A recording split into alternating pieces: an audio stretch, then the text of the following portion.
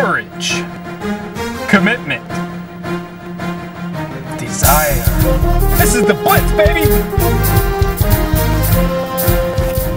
I'm Travis Downey, and this is Will Parchman, and we're bringing you Week 6 of the Northwest Florida Daily News Prep Football Blitz. And Will, like we like to do before we look ahead to this week's slate of games, looking back to last week, what kind of stood out to you? Actually, I had two things that really jumped out at me. The first was Niceville over Mosley, 63-23, really kind of sending a message maybe to the rest of District 2-4A. You know, they're obviously the team to beat now. It's really obvious, and also the Choctaw getting that win over Arnold. Arnold at the time the number 4 team in 3A in the state.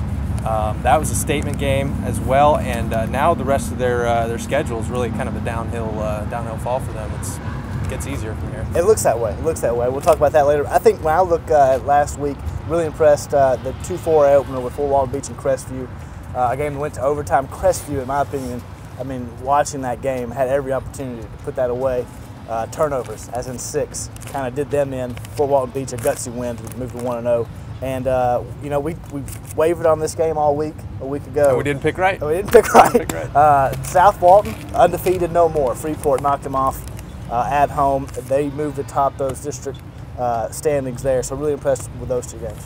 Exactly, and jumping in, we're starting with that no longer undefeated South Walton team hosting Jay, a team that maybe we once thought would challenge for a district title, hadn't really gone their way this year. Yeah, and they're a big physical team too. You know, and speaking with David Barron and Jim Anderson earlier during points this season, Jay's a physical football team. I don't know if it matches up well for South Walton, being as banged up as they are. I'm still going to pick South Walton, but I'm really interested to see how they respond. Having been dealt their first loss of the season. I'm definitely taking South Walton in this game. What tipped the scales for me was that Rush Hendricks, the dynamic running back there for Jay, is out for the rest of the season. Sprained his ACL last week.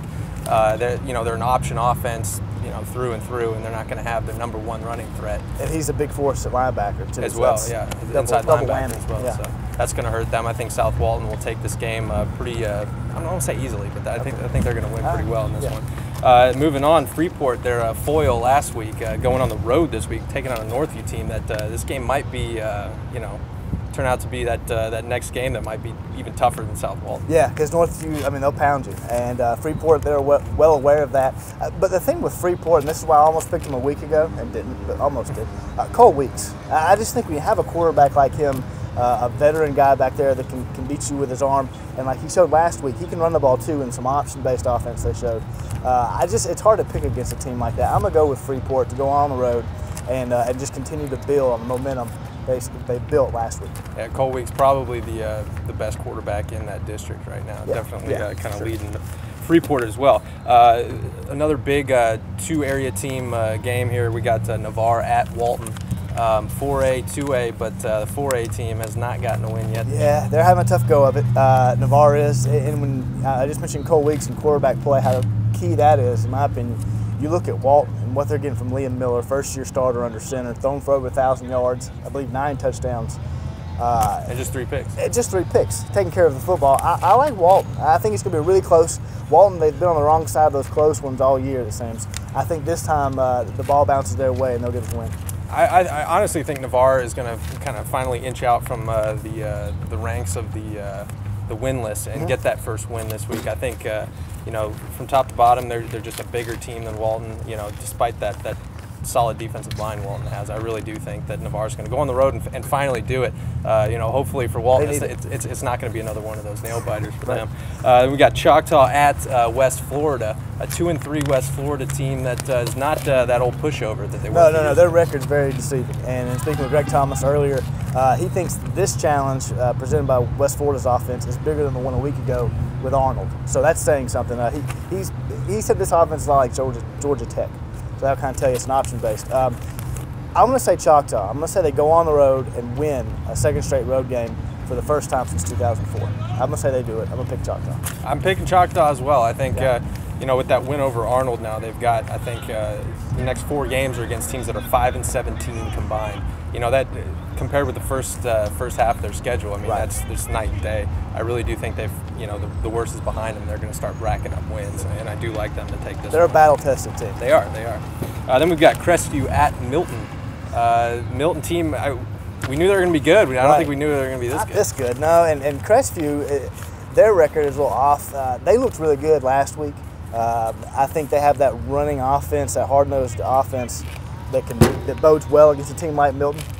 But I still think Milton's going to win. I think being at Milton's a team that's not getting a whole lot of respect, and I think it's starting to wear on them a little bit. I like Milton to win this one, although I think it's going to be really close, maybe closer than some would think. Yeah, judging by what Milton's done this year, I don't know how you pick against them. Crestview has had a few letdowns. Milton hasn't had any. I think the Scambia got within 12 of them, and that's the closest any team's gotten. Yeah. I mean, it's been blowout city for them all year. Maybe this game's not the same way, but I do think they're going to win, and they're at home, so big game. Then we've got Lafayette at Fort Walton Beach, number 4 team in 4A in Mississippi. Yeah, that's what Max Prep says. Talking with Mike Owens, his coach is real angry with him for scheduling a team like this. I like Fort Walton Beach, but I'm wavering because Lafayette, they're going to run the ball right at Fort Walton Beach. I'm going to pick Fort Walton Beach. It's homecoming. Luke Barnes on offense. They found a little bit of rhythm towards the end of last week. Maybe some confidence can build over to this week. Yeah, I think for Fort Walton Beach fans, that offense kind of got to make you a little bit nervous what they've done the last 2 weeks. They haven't really racked up the yards in ways that they have in games past. I do think I like Fort Walton Beach as well. I think being at home, these out-of-state teams, that never really bodes well for the away team. Yeah. But if that offense doesn't get on track, you got to look down the road a little bit in district. There's some big hosses there waiting for you. So kind of got to get that on track a little bit.